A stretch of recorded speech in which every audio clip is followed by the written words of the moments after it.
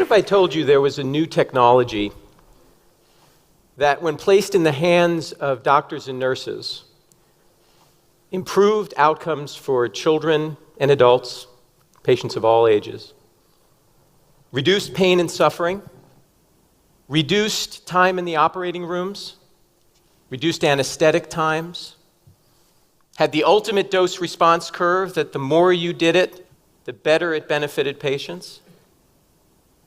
Here's a kicker: it has no side effects, and it's available no matter where care is delivered. I can tell you, as an ICU doctor at Boston Children's Hospital, this would be a game changer for me. That technology is lifelike rehearsal. This lifelike rehearsal is being delivered through medical simulation. I thought I would start with a case, just to really describe the challenge ahead and why this technology is not just going to improve healthcare, but why it's critical to healthcare. This is a child that's born, young girl, day of life 0, we call it, the first day of life, just born into the world. And just as she's being born, we notice very quickly that she is deteriorating. Is displayed in this chest x-ray. And you can see how there's sort of that translucent area that's made its way up into the right side of this child's chest. And that are the intestines in the wrong place. Where I work, and I work with surgical teams, and we gather around her, and we place this child on heart-lung bypass. We put her to sleep. We make a tiny little incision in the neck. We place catheters into the major vessels of the neck, and I can tell you that these vessels are about the size of a pen, the tip of a pen. And then we have blood drawn from the body, we bring it through a machine, it gets oxygenated, and it goes back into the body. And we save her life and get her safely to the operating room. Here's the problem. To get the volume, the natural volume of these patients in order to get our expertise curve at 100%. In the healthcare system that I trained for over 20 years, what currently exists, the model of training is called the apprenticeship model. It's been around for centuries. It's based on this idea that you see a surgery maybe once, maybe several times. You then go do that surgery. And then ultimately you teach that surgery to the next generation. And implicit in this model, I don't need to tell you this, is that we practice on the very patients that we are delivering care to. That's a problem. And I think there's a better approach. Medicine may very well be the last high-stakes industry that does not practice prior to game time. And I want to describe to you, we all get on planes now comforted by the idea that pilots and crews have trained on simulators much like these. Is the sports industry arguably high stakes? You think about how a baseball team, baseball players practice. I think it's a beautiful example of progressive training. The first thing they do is they go out to spring training. They go to a spring training camp, perhaps a simulator in baseball. They're not on the real field, but they're on a simulated field, and they're playing in the pre-game season.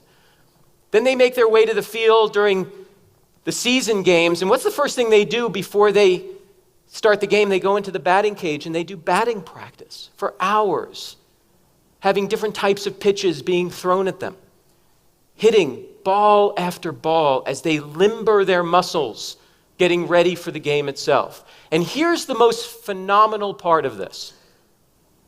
And for all of you who watch any sport event, you will see this phenomena happen. The batter gets into the batter's box. The pitcher gets ready to pitch. Right before the pitch is thrown, what does that batter do? The batter steps out of the box and takes a practice swing. He wouldn't do it any other way. I want to talk to you about how we're building practice swings like this in medicine. We have building batting cages for the patients that we care about at Boston Children's. I want to use this case that we recently built. It's a case of a 4-year-old who had a progressively enlarging head and as a result had loss of developmental milestones, neurologic milestones. And the reason for this problem is here. It's called hydrocephalus. So the cure for this is surgery. But some great news is that advances in neurosurgical cares have allowed us to develop minimally invasive approaches to this surgery. So through a small pinhole, a camera can be inserted, led into the deep brain structure, and cause a little hole in a membrane that allows all that fluid to drain, much like it would be in a sink. And all of a sudden now, the brain is no longer under pressure, can re-expand, and we cure the child through a single hole incision to get really good at getting this scope to the right place. But surgeons have been quite creative about this, even our own, and they've come up with training models. Here's the current training model. I kid you not. This is a red pepper, not made in Hollywood. It's a real red pepper. And what surgeons do is they stick a scope into the pepper and they do what is called a seedectomy. They use this scope to remove seeds using a little tweezer. And that is a way to get under their belts the rudimentary components of doing this surgery. And then they head right into the apprenticeship model, seeing many of them as they present themselves, then doing it, and then teaching it, waiting for these patients to arrive. And so surgeons can now produce training opportunities, do these surgeries as many times as they want, until their heart's content, until they feel comfortable, and then and only then bring the child into the operating room.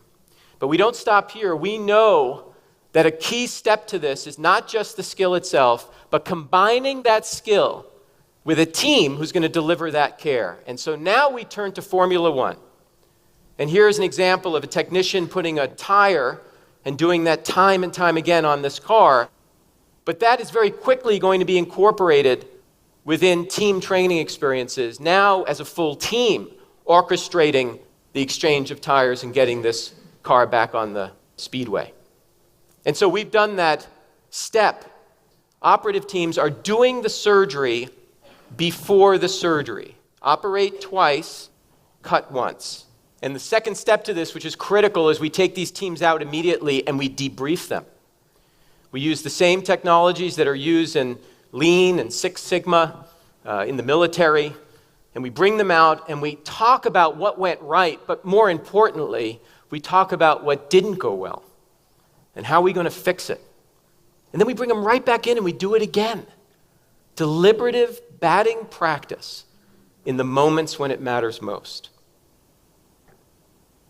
Lifelike rehearsal, practicing prior to game time.